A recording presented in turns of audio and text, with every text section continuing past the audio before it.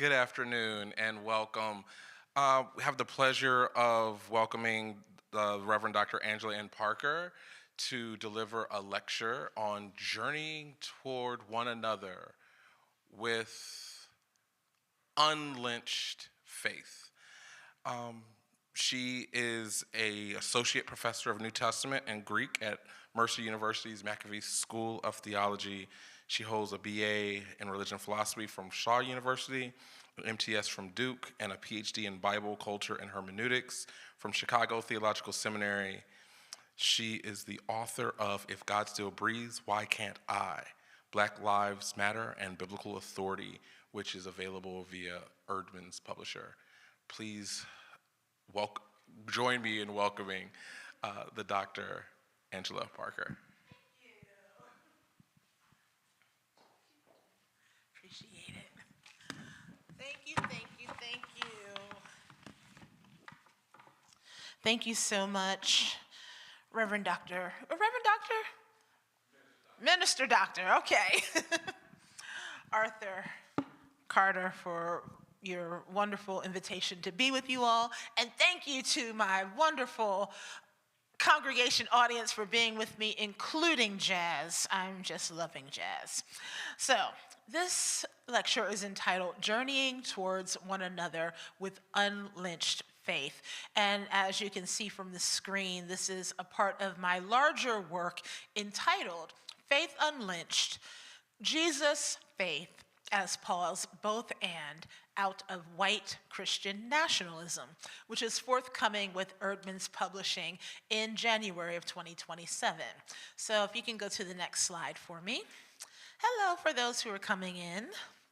We are journeying towards unlynched faith. So, next slide.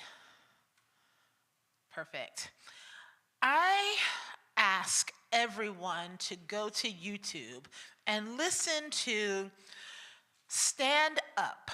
This is the soundtrack song from the movie Harriet, the 2019 movie Harriet. Cynthia Erivo plays the title character, and she also sings this song, Stand Up. Now, Harriet Tubman and Cynthia Erivo in this movie serves as my conversation partner for my womanist reading of Paul's letter to the church at Rome. And so essentially, as I read Paul's letter to the church at Rome, I'm reading Paul and arguing that we need to journey towards one another with unlynched faith. So in my larger work, unlynched faith is a metaphor for thinking about faith that is not stifled. In my first book, I talk about if God still breathes, why can't I? And that's the through the lens or through the metaphor of living in a world where we're constantly holding our breath, or our breath is stifled, being lynched, being suffocated. As we read Paul's letter to the church at Rome, we'll see that Paul is working with a congregation that he does not know. He's working with a congregation who he's asking for money for, and he's trying to unpack his understanding of Jesus in such a way that they will give him money so that he can make it to Spain. But he's also trying to get this congregation to come back together again because they are having issues in and of themselves because of their own relationship. He's dealing with people who are having difficulty coming together. So hence my idea of journeying towards one another with unlynched faith, because their faith is having a problem. They are having a problem coming back together, this church at Rome. So if you've seen Harriet, if you've seen this movie, you will note that this movie has its own religious undertones in it. So think about Harriet, the movie. As the movie opens up, you get a picture of a plantation, and you get the picture of a slave preacher preaching to enslaved people. And for those of us who have studied black religion or studied enslaved religion, we've seen slave preachers preaching to enslaved people from Colossians, Ephesians, slaves obey your masters, those types of texts. And so you get that picture in the movie Harriet. And after the preaching, Tubman's husband has a lawyer's letter in his hand stating that Tubman and her mother are supposed to be free. And so he takes this letter to Tubman's enslaver, the plantation owner, and says that Tubman and her mother are supposed to be free. But Edward Broadus, the plantation owner, tears up the letter and says, no matter what, all y'all are going to be enslaved by me forever. Distraught, Harriet runs into the woods, crying, and she prays to God. God, if you can't change my master's soul, strike my master down. The master's son, Gideon, has followed Tubman into the woods. And he says, you know the Lord does not hear the N-words prayers. You know the Lord does not hear the N-words prayers. And he also says to Harriet, hearing you pray makes my skin crawl. In the very next scene, Master Broadus is dead. Yes. Hallelujah. You see the enslaved people lowering his body into the ground. And as Gideon is looking at Harriet as his father is being lowered into the ground, he makes the decision, you can tell his mind's working, to sell her down the river. And so she's decided in this picture that she needs to run. So she runs. Harriet is living under the sinful plantation system of American colonial slavery. Harriet is living under the sinful plantation system of American colonial slavery. And just as Harriet Tubman gets out of that sinful colonial system and becomes one of the greatest, most well-known conductors of the Underground Railroad, she is going back and forth from the north to the south, from the north to the south, journeying to get people out of slavery into freedom. Out of slavery into freedom. Now, this is the important part. This out of into language is Paul's language as well. This out of into language is Paul's language. Paul wants to move the Roman church out of one mode of enslaved thinking and into freedom. Paul wants to move the Roman church out of one mode of enslaved thinking and into freedom. And I would argue that part of the problem with the Roman church is their ethno-racial disrespect for each other. Part of their problem is their ethno-racial disrespect for each other. So Paul's solution for them is to be born out of Jesus' faith and live into faith with spirit and with one another. So Paul's solution is for them to be born out of Jesus' faith and invited to live into faith with spirit and with one another. which prompts me to ask the question. Go to not the next slide. Well, yeah, you can go to the next slide. Just to say that I am a womanist. Now go to the next slide. Which direction are you going? When we read Romans 1:16 through 17, most scholars understand Romans 1 as Paul's thesis statement. And as we read Romans 1:16 through 17, you'll see that I'm giving you again my own translation. But I want you to see that when Paul writes, I am not ashamed of the evangelion, or the gospel, the good news, for it is the power, the authority of God into salvation, or into wholeness, to everyone's believing, to the Judean first and then to the Greek, for the justice of God, or the righteousness of God, is revealed, ekpisteuon, out of faith into faith. Out of faith into faith. Just as it has been written, the just one will live out of faith. We have to read Romans and understand that Paul is using the language of Habakkuk in order to begin to argue that this pistis Christou, this faith of Christ,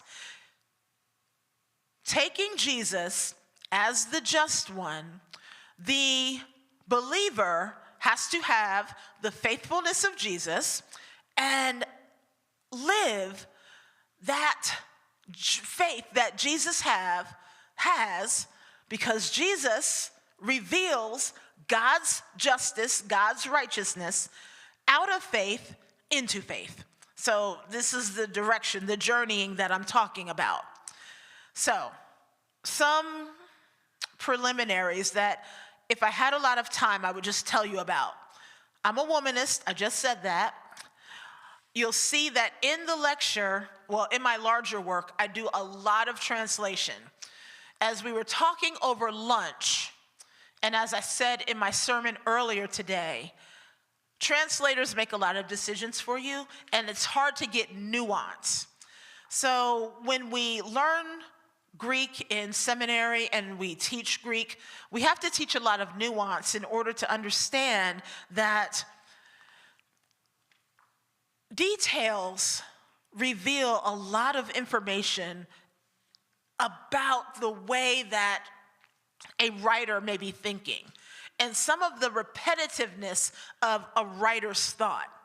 When I go from Philippians, Galatians, Romans, I see a lot of Paul's similar parallels throughout these texts, particularly when he talks about pistis Christou, or the faithfulness of Christ.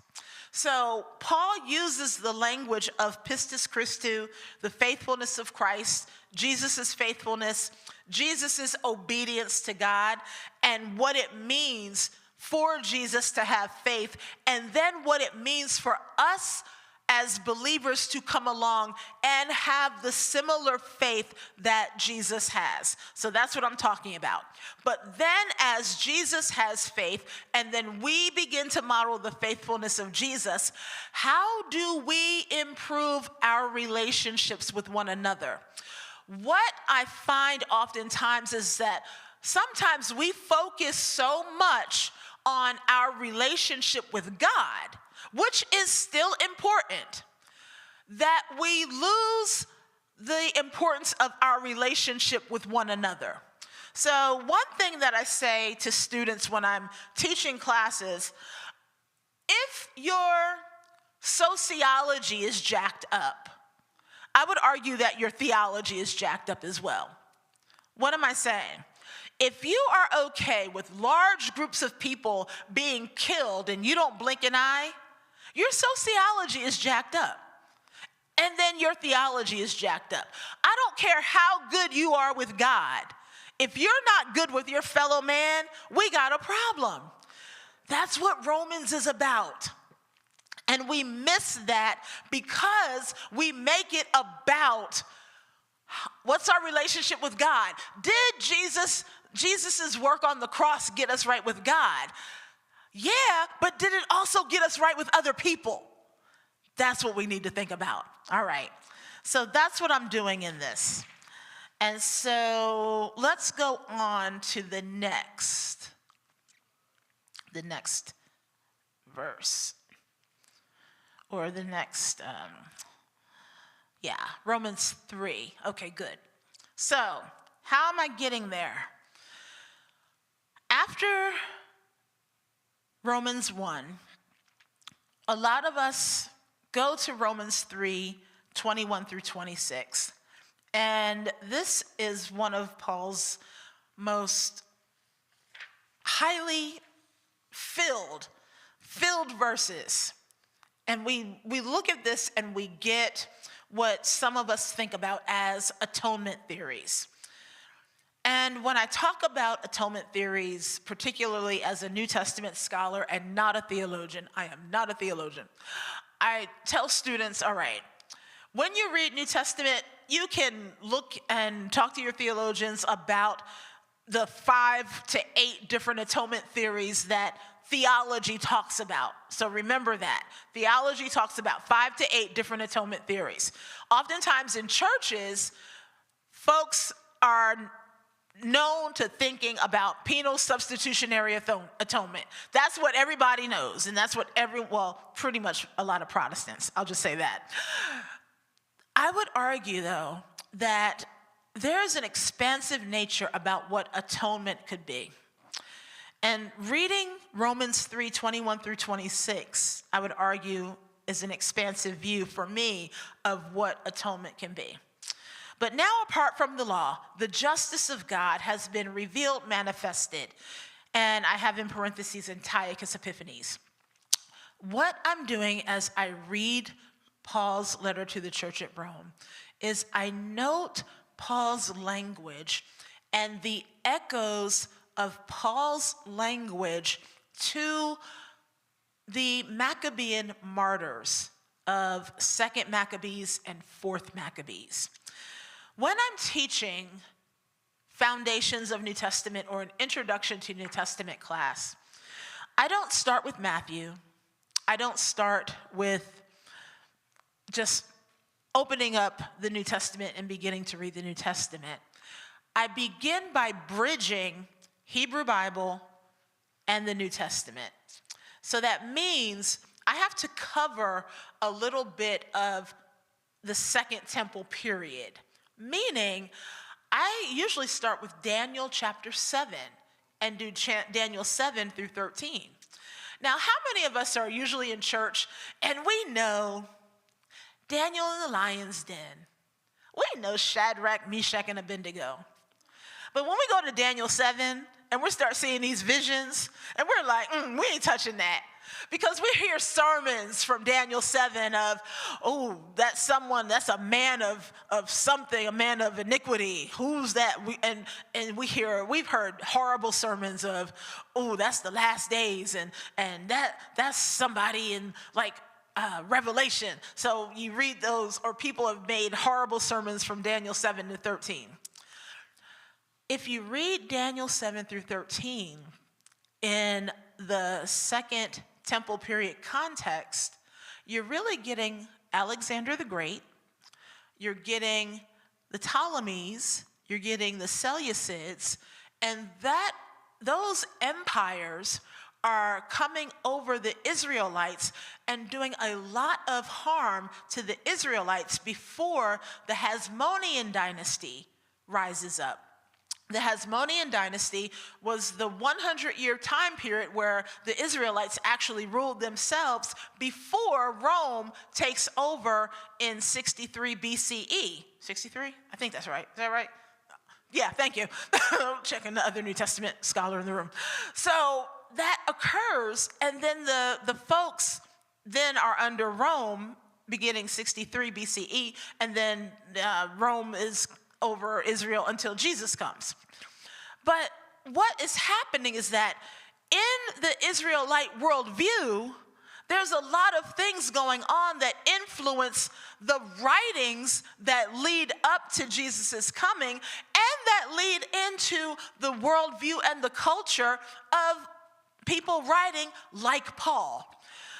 At lunch, we were talking about how our New Testament comes together. These folks are not just writing just to be writing. They are writing in their cultural time period. They're writing with things in their background. They're writing with other books and knowledge in their head. They're writing with the Septuagint in their background. The Septuagint, the Wisdom of Solomon, works that we don't think are important because we don't learn that they're important, but they're important because of the background of Paul. And so, when Paul is writing, I'm making the argument that some of these things are in his background. What I want us to know for today is at verse 23, for all transgressed and lack the glory of God, having been made just freely by God's gift of grace through the buying back, the apolutrosis of the grace in Messiah Jesus. So the buying back, that language of redemption, we hear that all the time. But I want us to also get the idea that that language of redemption could also play into the idea of buying back enslaved people, buying back captives of war potentially. Going to 25, whom God publicly displayed as conciliation, hilasterion, through faith in his blood as a demonstration of God's justice because of God's deliberate dismissal of past transgression. You'll see here I say publicly displayed as conciliation. What do I mean by that? When we read hilasterion, you may see in NRSV mercy seat, you may see atonement. And this is one of those rare times that hilasterion shows up in the New Testament. In Hebrew Bible, you'll see it in Leviticus, talking about like the atonement seat in the temple. And so oftentimes scholars think about Jesus as the atonement seat right here. I'm making an expansion of this word by translating hilasterion as conciliation. Not reconciliation, conciliation. Paul uses another word for reconciliation later on in Romans. Conciliation. Why conciliation?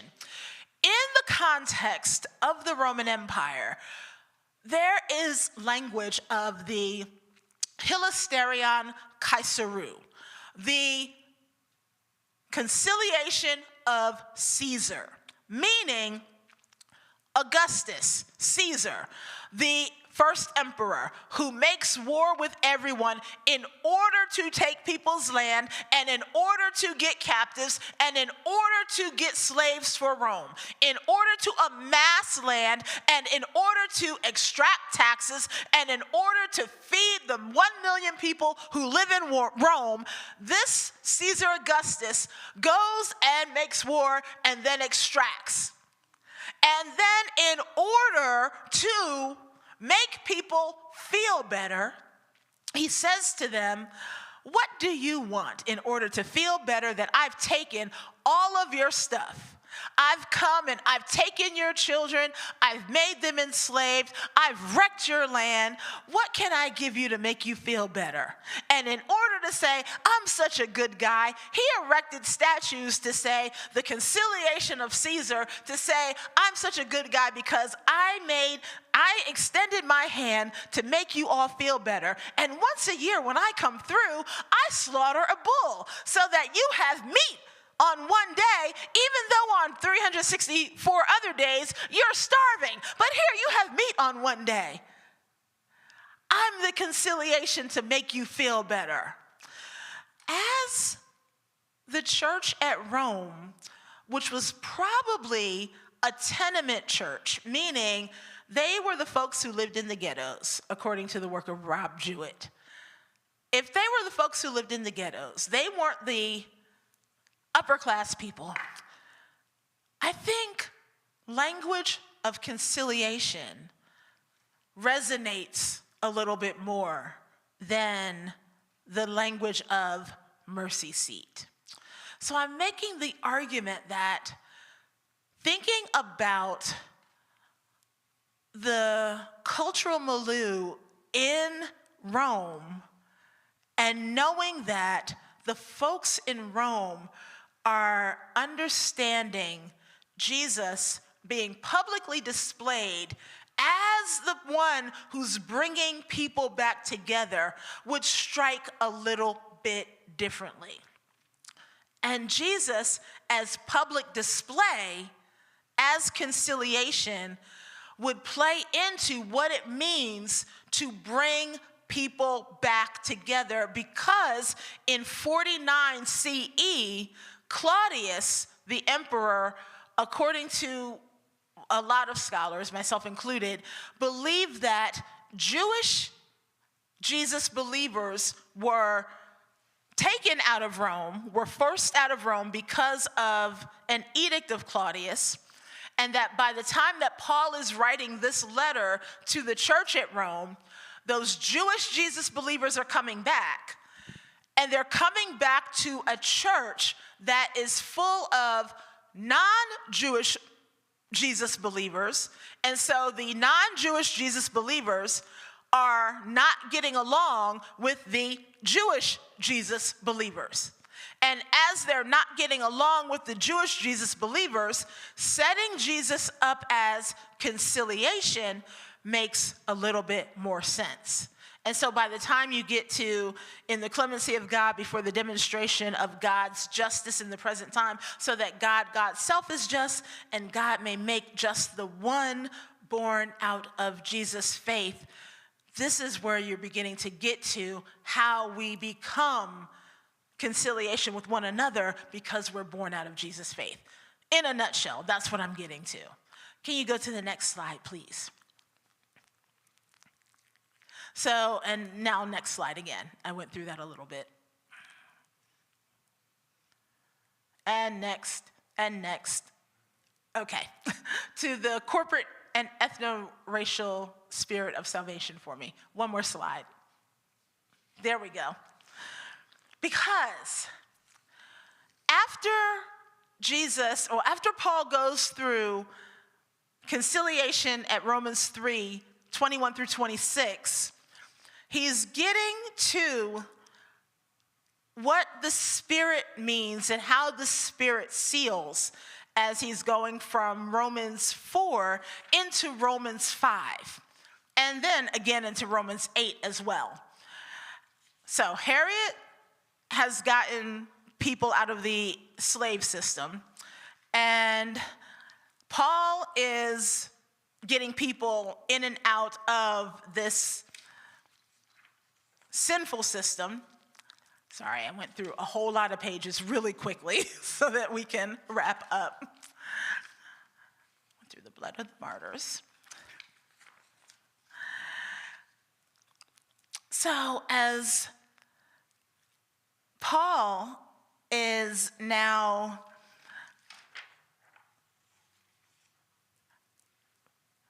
justice of God has been revealed, and now, Jesus has come, and he's talking about, at verse 22, the justice of God has been revealed, manifested by Messiah, Jesus' faith, unto all those believing ones. I'm sorry, can you go back to the verse again? My apologies. I forgot one thing that I needed to say.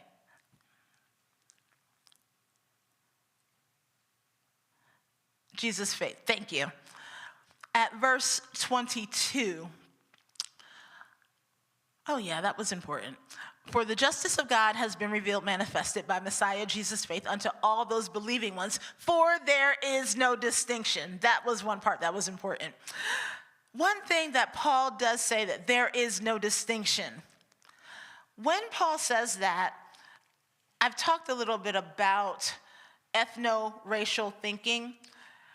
I would argue that Paul is highlighting, in the context of Romans, when he says that there is no distinction, I would argue that there is no ethno-racial distinction.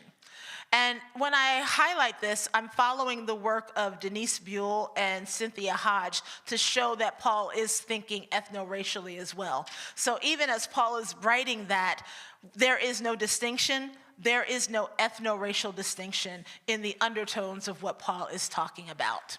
So I needed to say that so that we could get to the ethno-racial coming together that occurs with the Spirit. Okay, continue now back to that Spirit slide. Thank you. So, how do we get there? And what does that all mean? I don't know about you all, but I grew up Baptist and I am still Baptist. But I'm Baptist with a hint of Pentecostal. So I consider myself Baptist-costal. And when I read Paul's language of spirit, I take Paul's language of spirit very seriously. So when I come full circle from Romans 1, 16, 17 to Romans 3, and then to Romans 5, I take seriously that Paul recognizes that the Jewish people in Rome and the other ethno-racial identities in Rome, as they come together, they have to come together in spirit. Gone is an individualistic and decontextualized view of reading Romans the way that most of us grew up. I think that Paul wants us to get to this idea that the Spirit is going to come through and knit everybody together. So if the Spirit's going to come through and knit everybody together, there has to be power in the way that the Spirit works. And so in my larger work, I talk about the power of the Spirit coming in, knitting people and communities together so that there is no ethno-racial distinction. And if we take that seriously, when we look at our world today that is really being taken over by Christian nationalism, specifically white Christian nationalism, the Spirit is really supposed to be overcoming that idea of white Christian nationalism. Power comes together when, as a collectivity, we have the work of the Spirit coming together. And so when I think about the language of Spirit in Romans, I go back to Paul's talk of Spirit in Galatians 3 and compare it with Romans 4. Because when Paul goes to Abraham in Galatians 3, we see the ethno-racially linkage that occurs. There is an ethno-racial and a sociological link that occurs in Galatians 3, and it again occurs in Romans 4:16, where Paul calls or talks about God being faithful to God's promise to make Abraham the father of many nations. God begins that collectivity through Abraham, and when that collectivity begins, we are the people who are also born out of the faith of Abraham. So we have to realize that the faith of Abraham is paralleling the faith of Jesus. And that ethno-racial understanding and that ancestral descent is all wrapped up in Paul's understanding of how the conquered nations in Rome become a part of the faith of Jesus. It's all that faith of Abraham and through the promise of Abraham, because the Spirit is part of the promise of Abraham as well.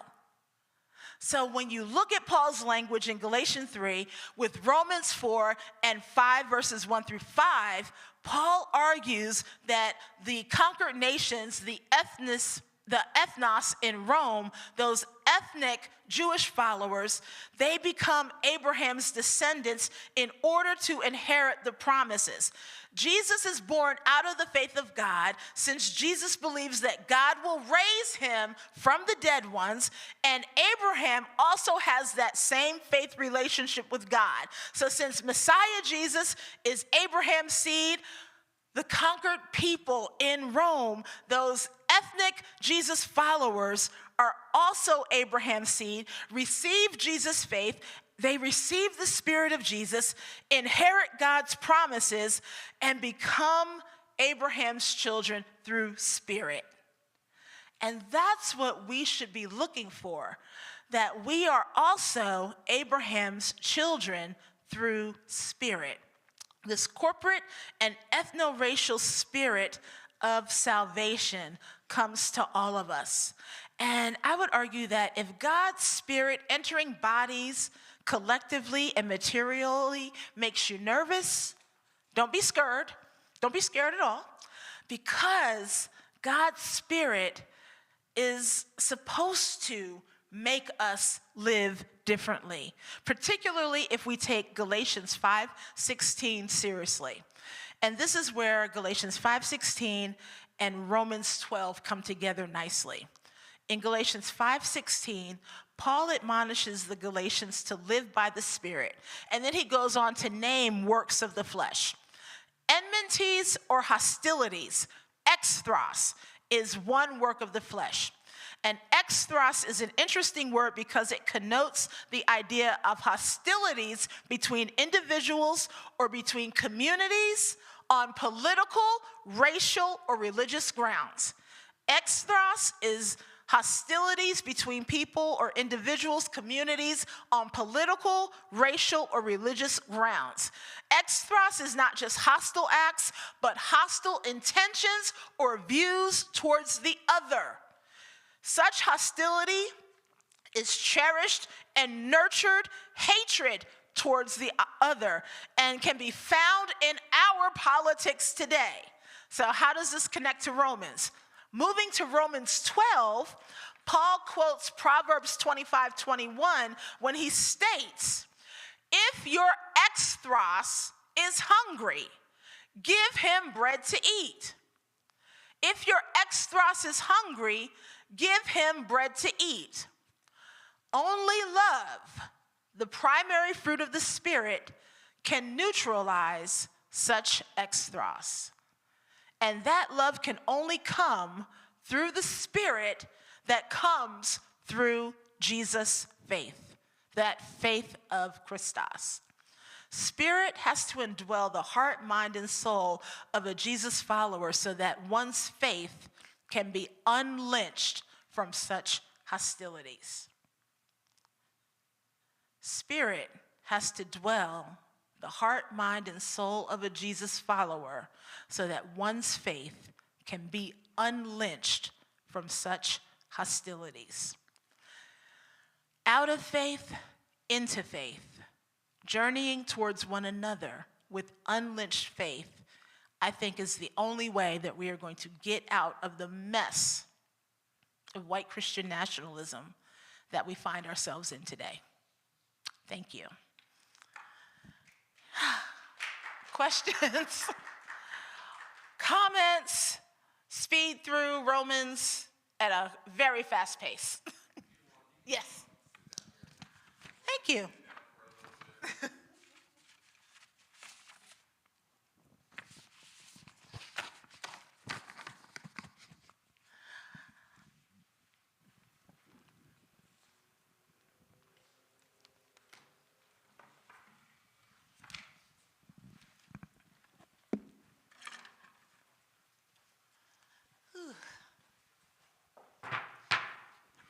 All right. So remember, this is part of a larger work that is a lot. No, thank you so much. I really appreciate that for us to get a window into this amazing work. It's going to be out January. really soon. Yes. Really soon.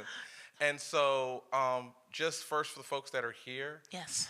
thoughts, questions, concerns as you're engaging, consuming aspects. Yes. As someone who has really paid a lot of attention to white Christian nationalism controversy, Yes. what exactly are you talking about? Sure. What's So, your take on it compared to what we might hear out in the yeah. So the question is about clarification of what is being invoked when we're talking about white Christian nationalism. Yeah, great question.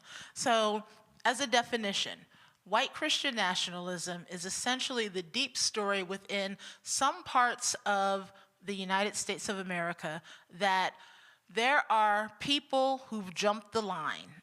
Essentially, white Christians believe, some segment of white Christianity believes that the United States was founded by the forefathers who were traditional Christians, and they made the Constitution, the Declaration of Independence on Christian values. This is not true. And because they think this, they believe that the United States of America should be a Christian nation. So any other religion should not be a part of the United States of America. And because of that, all of the leaders in the United States should be white Christian men. And because of that, when we have an immigration system or the idea that the United States is a melting pot, that should not be happening as well. And if it does happen, there are quote unquote cultural elites who provide for the immigrants who make the immigrants kind of like jump the line.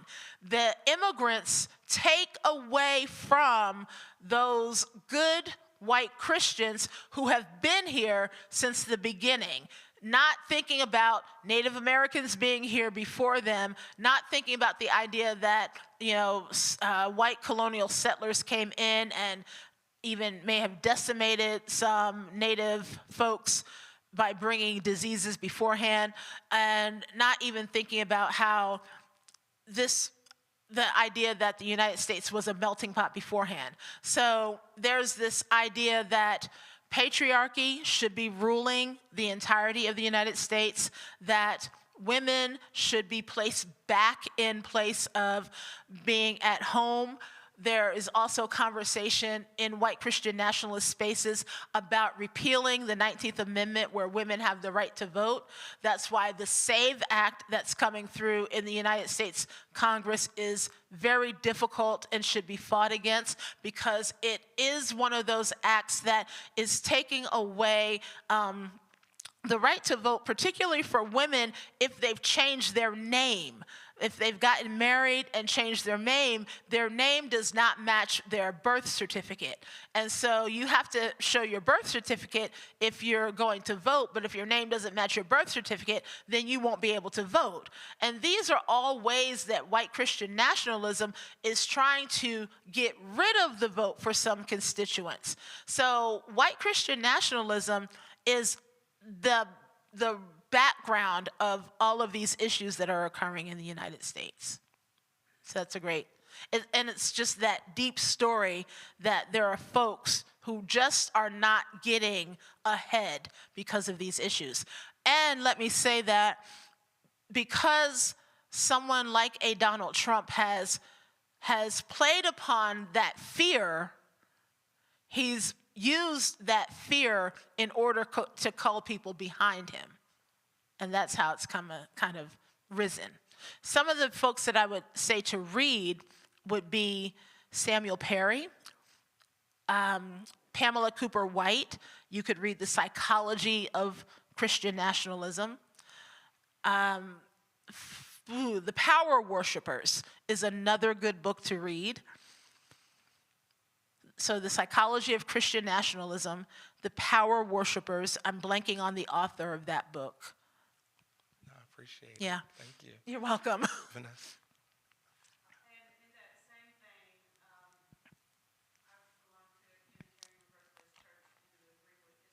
Mm-hmm. And we, in our RE class now, we are reading The White Pedestal Ah, good. by Curtis Dozier, How White Nationalists Use Ancient Greece and Rome to Justify Hate. Yeah, that's good. It's really good because it makes you go back into the history and understanding of that Greco-Roman time period, both historically from a scholarly perspective, but also from a biblical perspective. Good. It's a way to have just a gentle Bible study. People that may not, like Unitarian Universalists, don't want to have a Bible study. Gotcha. But it's a gentle way because in order to understand it, you have to put it into context. Now, White pedestal?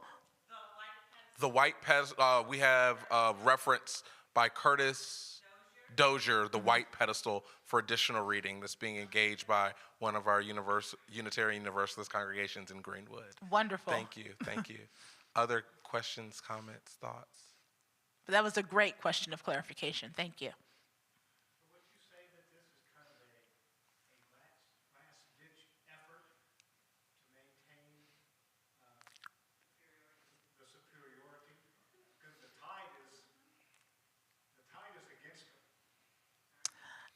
So the question is this a last-ditch effort to try to maintain superiority and the power dynamics? Because it looks like the flow and the wave of history is against white Christian nationalists. The problem is white Christian nationalism is growing across the United States. There was a recent, I don't know if it's a poll, but when you look at PRRI, and I'm blanking on exactly what PRRI means.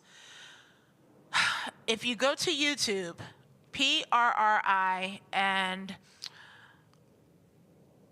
Christian nationalism, I want to say, put in your YouTube search PRRI, Christian nationalism, you will find a recent, as in like February 16th, conversation between Kristen Dumais,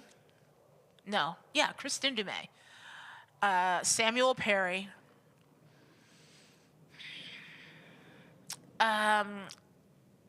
Black Catholic scholar out of Fordham, Brian Massengill, and another, talking about the rise of white Christian nationalism. So I would argue that across the country, white Christian nationalism is growing. The tide is growing because think about where we are. We had 8 years of Barack Obama. And after 8 years of Barack Obama, to then have the election of Donald Trump was the backlash. That, for a lot of white folks, felt like they would still say, I've heard conversations of people still say, they suffered under Barack Obama. And so Trump was their quote unquote redemption from Barack Obama. I wish I had that feeling that the tide was against them. But for me, I've been writing against the rise of nationalism and particularly the rise of authoritarianism for at least the past 8 years. And when I think about churches, and particularly Turning Point folks, they're still very large. I taught a lot of Turning Point boys when I taught in Seattle, and they were a large group, and I think are still a large group as well, and are still growing in college campuses. And they are Christian nationalists adjacent as well. So it's still very much a large contingency. And PRRI, I believe, is the Public Religion Research Institute. Thank you. No, so that's why we've got the computer out here, so Right. we can fact check it right in line. I want to lean in a little bit to some of your reading of Paul. Thank you. And in some of the methodological frameworks that I provide my students with, I use Ernst Troeltsch with the 3 principles: criticism, analogy, correlation. And so for those of you that are unaware, when we're talking about criticism, the principle of criticism, we're talking about the fact that any critical scholarly act or task can be refined upon. Yeah. It is not fixed, it is not finite, it is not perfect. It exists to be refined. Yeah. And so anyone that thinks that their scholarship is the univocal, singular, true reading of who or what Paul says is outside the even foundation of critical modern, theory. The notion of correlation, when we're talking about correlation, we're talking about it's really a convictional faith stance that that which is in the past is connected, correlated with things that are in the present. So if people can't walk on water now, then unless there was some intervening event, people couldn't walk on the water in the past, so forth or so on. If people have germs now, then even though they didn't know the germs existed in antiquity, germs existed in antiquity, unless there's some intervening event. Some from faith communities would say that the apostolic age was an intervening event, that Jesus was an intervening event, so forth and so on. But the point is, when we're talking about correlations, it's to acknowledge and disclose if you believed in these intervening events, so that you're actually saying, well, there's not a correlation between. Otherwise, people are saying, well, laws of physics, so forth and so on. And then we're thinking about the notion, the principle of analogy, where this is where we're using metaphors. We're saying that these systems are akin to, in antiquity, are akin to systems or in the present day. Yeah. And so I'm really interested in the way that you have developed this ethno-racial, ethno-religious framing of Paul, which is at odds with a bulk of scholarship that really tries to see Paul as a systematic theologian, involved and interested only in the production of neat theology, a doctrine. And so could you tell us a little bit about the ways, like put some more flesh on the way that you're building these analogies? Because, ethnicity and ethno-racial constructs in the past are not identical to the ones today. Right. And so just to help those listening have a better understanding of the ways in which that you're constructing these analogies. Yeah, that's a great question. Oh, thank you. I hope that's for me and not him. Yeah, I'm going to just pull up my larger work because there's a whole chapter on that. That was a plug. Thank you. Yeah, that's a really great question, because you have to think about Paul, and I like to think about Paul in his context. And I think about Paul and the language that he uses. And as I do that, I think about my whole chapter, where I think about Paul as witness to whiteness or womanist witness. And in that chapter, I think about how, Paul is, well, in that chapter, I argue that Paul is an ethno-racial thinker, but of course, I say that racially, it's not a one-to-one correspondence between Paul's time and our time, but I do highlight that there's language of ethnos, there's language of genos, and there is an understanding of different types of peoples in their language, in their cultural worldview. And so as I look at different scholars and the history of scholarship, how oftentimes the history of scholarship would say there's no ethno-racial reasoning within the biblical text, there's no ethno-racial reasoning within Paul, I first had to look at the scholars who were saying that and say, are you just saying that because you're a white male scholar who did not want to look at any ethno-racial reasoning in Paul? And then, question that.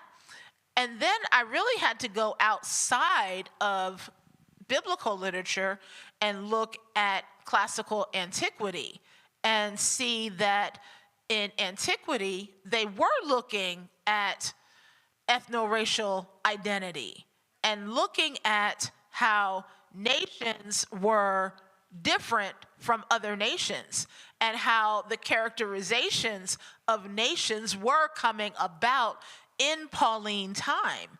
So even as Paul's writing, and how in the history of scholarship, we were at first looking at the dichotomy between like Christian versus Gentile or Jew versus Gentile.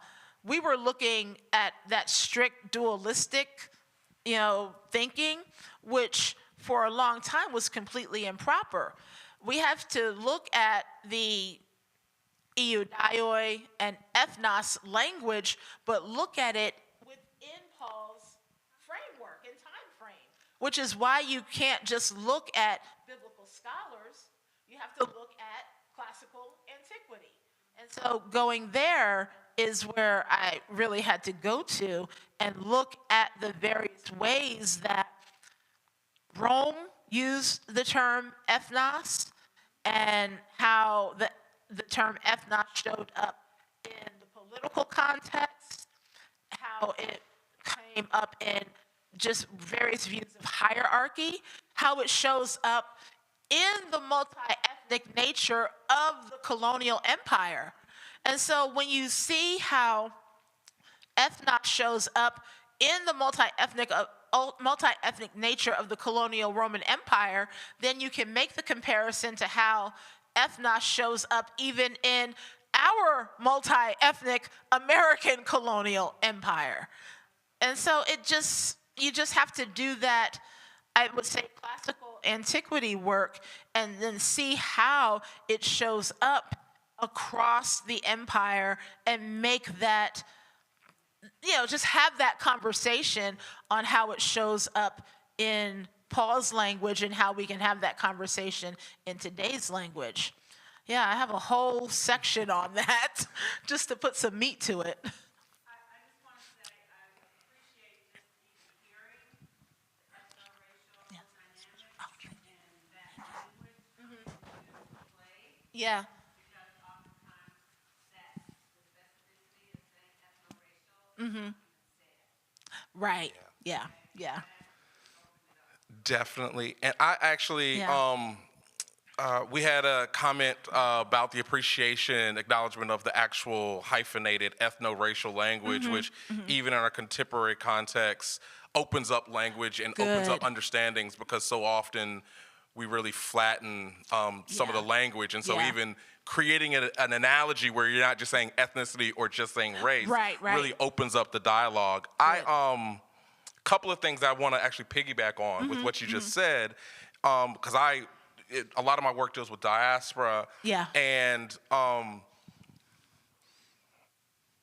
actually going to pivot a couple of ways. And so one of the beautiful things that we owe to womanist discourse and womanist scholars is the intentional affirmation of embodied existence, right? And the fact that individuals, the fact that as scholars, it is incumbent upon us to recognize our embodiment, but also to identify and disclose when people try to disembody both people and ideas. And so when we're thinking about white Christian nationalism, when we're thinking about highly theological readings of biblical texts, one of the things that they do, and they're often we do violence both to the text, to the history, and to the communities in which we're reading, because we violently either subdue or rip out the embodied beings and perspectives and contexts in which people exist, right? And so if you do that from a position of privilege and power, right, as a male figure disembodying gender, then the systems and the social systems and structures are already playing at an advantage over against. And so that which you're trying to depict as being neutral is not neutral, right? And so what it also does is it flattens language. And so often we see people flattening blackness, flattening gender, flattening identity across it. And so we're also thinking about the benefits of intersectionality. So then when bring this all back to Paul, which is just when you were talking about the ethnos language, one of the things that you often see in scholarships and translations is the flattening of this ethnos, eudioi, and Greek LNA language. Because what we often see is in Galatians, Yeah. we'll see the binary of Jew and Greek, yet we don't talk about it as Jew and Greek. Right. Greek ceases to be an embodied ethnic cultural identity. Greek and Gentile all become one flat thing. Yeah, And yeah. so when what you were talking about brings it even more when we're talking about at what times do we actually see Paul or attend to, is Paul talking about Gentiles? Right. Right? Exactly. Is he talking about peoples? Is he talking, or sometimes we're using that and interpreting that at a semantic level, but he has intentionally invoked Greek. Right, Right? exactly. So if we're also to remember that the Greeks were also what?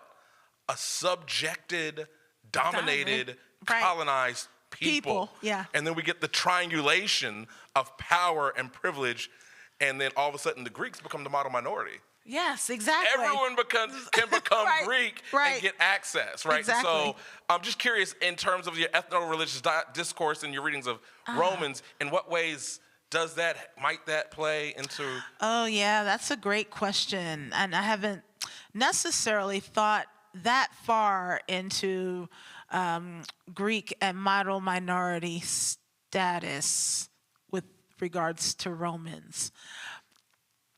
Yeah, that's a good one. I think I've thought about it contemporarily, but I haven't done that within the text. Yeah, that's a good one. I'm just talking. That's Yeah, all I no, do. that's good. That's good though. Yes, yeah. question. So, this number says question with more of a comment, so my brain is like trying to catch all these. Yeah, yeah. Right? Because sometimes you're having this experience of you're reading and you're learning. There's the internal know of what you're recognizing. You don't have the words to say it. You don't have the words to point it out. But you see it and you feel it. Yeah. I feel like there are things that I was learning about history, Yeah. whether it's African history or different things like that, and to being now in this space, learning things in this more European type thing, and not that they're not wanting to mention certain things, but it's kind of where certain things may be flattened and they're not talked about or pointed out. Yeah. And it's going back and forth, and I'm recognizing that. But even in this, you refer to the community as being the ghetto. That kind of like maybe opens something up because Yeah. there could be a mixture of people in the ghetto Right. that are the marginalized. Yeah. Or we are saying marginalized today, but they were referring to those type of things differently. And so to see how the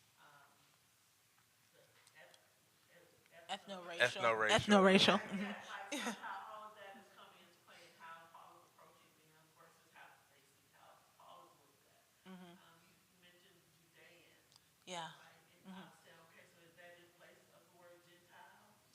That's the other side. So think Jewish or Judean. Yeah. Like I'm trying to catch all of them. I'm trying to explain to you, this and use the right wording, whatever. Okay. Yeah, my brain is doing an exercise thing. Gotcha. Thank you. Thank you. I appreciate Yeah. that. No, I appreciate that. And it's interesting with the tenement housing in Romans and then thinking about it as ghetto housing. You have to think about scholarship because again, scholars love to think about the Roman churches the way they think about middle class churches. They like to think about the Roman church as their cul-de-sac church. They like to think about the Roman church as their not necessarily their on TV Joel Osteen televangelist church, but definitely not like a storefront church that we would see in neighborhoods that like some of us grew up in. They don't think of it like that. And so for the scholar that I quoted to think about the Romans house churches as a tenement church above a store that meets late at night after the shop has closed, that was difficult, particularly for scholars who are white male centric, upper class. They were like, wait, no, what are you talking about, tenement church? And that was nice scholarship, because I'm like, oh, you mean the ghetto? You know, and I remember being a graduate student reading this and being in a graduate student seminar. I was like, y'all saying tenement church? Oh, you mean like Good Times the Ghetto Church? You know, and I was like, oh, I'm supposed to be prim and proper. Let me be right. You know, and there was the back and forth of, well, it can't be a tenement church. And another scholar is like, well, it makes better sense for it to be a tenement. You know, and I remember being a graduate student looking at these people like, oh, you're offended that it could be a tenement church because it has to be just like you. And that's what happens in scholarship sometimes too. Yeah. And that is one of the reasons that I highlight this notion of the analogy and the type of embodied freedom that your approach is not just saying it's legitimate, but it's saying it's necessary, right? It's necessary because it deals with, it's the freeing of the interpretive imagination, right? Because all of us have experiences and backgrounds, right? But what happens when folks who have traditionally not been degreed, not been published, not teaching the courses, not doing the archaeology, what happens when those folks' imagination is equally legitimated to enter into the conversation, not to be right, not to be wrong, but to enter into the conversation to explore and think about what makes sense in terms of trying to imagine and envision how we're historically reconstructing the text.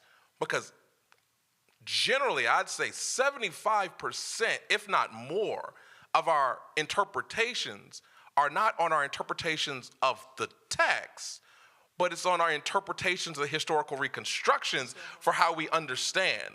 I forced my students last week to read the entire ex post entry of Representative Mike Johnson and his biblical explanation of borders as biblical, right? They are biblical, but you know, when to argue on which side of the text that they're like, I did the same they're thing. borders of the Bible. But this, you know, this is, and he continuously talked about, you got to have context, you got to have context, you got to have context. But the context he was invoking was a context rooted in the projection of his own privileged social location, is my polite way of saying it. I saw a couple of hands.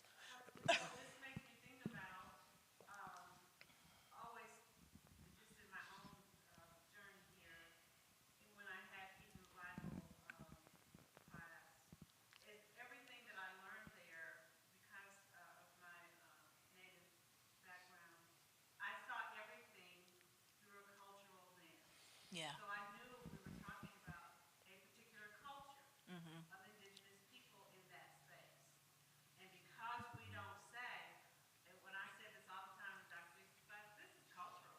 These people are talking in a cultural way from their cultural and bringing in that understanding of cultural context matters. So even when you say ghetto, like Tulsa does not have a ghetto. They have a place where black people had to live, but that was not a ghetto like in Chicago is a ghetto. Right. Right?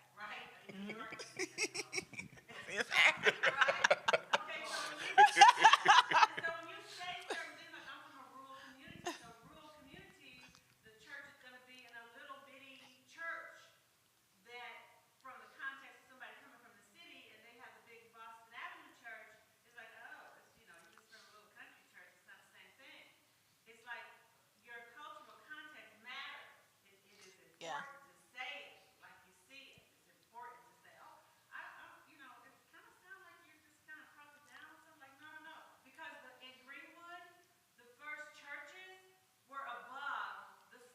above the store. Yeah. Thank you. Thank you. So I just I love it. if you're watching this online, you should have been here. Oh my goodness.